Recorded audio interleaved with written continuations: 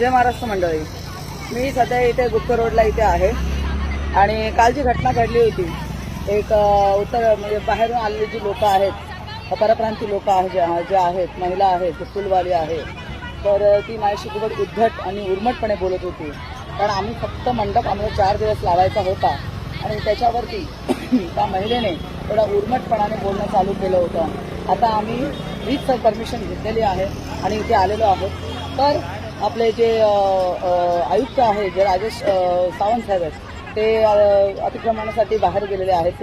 तर ते येतात म्हणून सांगतात. आता तुम्ही विचार करा, आम्ही 10:30 वाजल्यापासून आम्ही बाहेर आहोत. 10:30 आता वाजले किती? 1:30 वाजून गेले, 2 वाजलेले आहेत. ओके. आणि त्याच्या व्यतिरिक्त काही लोकांचं असं म्हणणं आहे, स्वतः साहेबांचं असं म्हणणं आहे, सावंत साहेबांचं, की ती फुलवाली आहे, तिच्या पोटात पाय आलं चालेल का?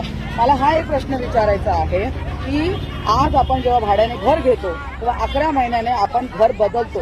ओके, 11 महिन्याने भाडं अग्रीमेंट संपताना बदलतात. ही लोक वर्षानुवर्ष एका जागेवर का बरे राहतात आणि का दुसऱ्यांना चान्स मिळावा नको? आपल्या मराठी माणसांना पण चान्स मिळायला हवा. तुम्हाला काय वाटतं? आज ही लोक, परप्रांती लोक येऊन आमच्या इथे जागा अडवणार आणि आमच्या इथे बसणार आणि आम्ही त्यांना शय द्यायचं आणि का वर्षानुवर्ष ही लोक का टिकून राहणार? 11 महिने झाले, दुसऱ्यांना परत द्यायचं नाही, द्यायचं तर कुणाला द्यायचं नाही. यावरती मला तुमचे कमेंट्स पाहिजे आहेत. आणि या महिलेला आणि जेवढे उर्मट आणि उद्धट जेवढे परप्रांती लोक आहेत, तर आम्ही सर्वांना म्हणत नाही, पण जे उद्धट आणि उर्मट आहे, ज्यांना मराठी बोलण्याचं भाषेचा हे वाटतं, हिणवतात ती लोक, नको ते बोलतात, अशा सर्वांना बाजूला काढणं गरजेचं आहे. आणि अशी लोक इथं व्यापार करता कामा नये. तेव्हा आपले मराठी जेवढे पण ज्यांनाही बिझनेस करायचा आहे त्यांनी पुढे या.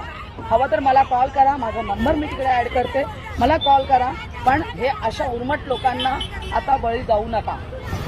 या लोकांनी आमचा बापाचा रस्ता समजून बसलेले आहेत. तेव्हा जय हिंद, जय महाराष्ट्र. आता बघू पुढे काय होत आहे ते.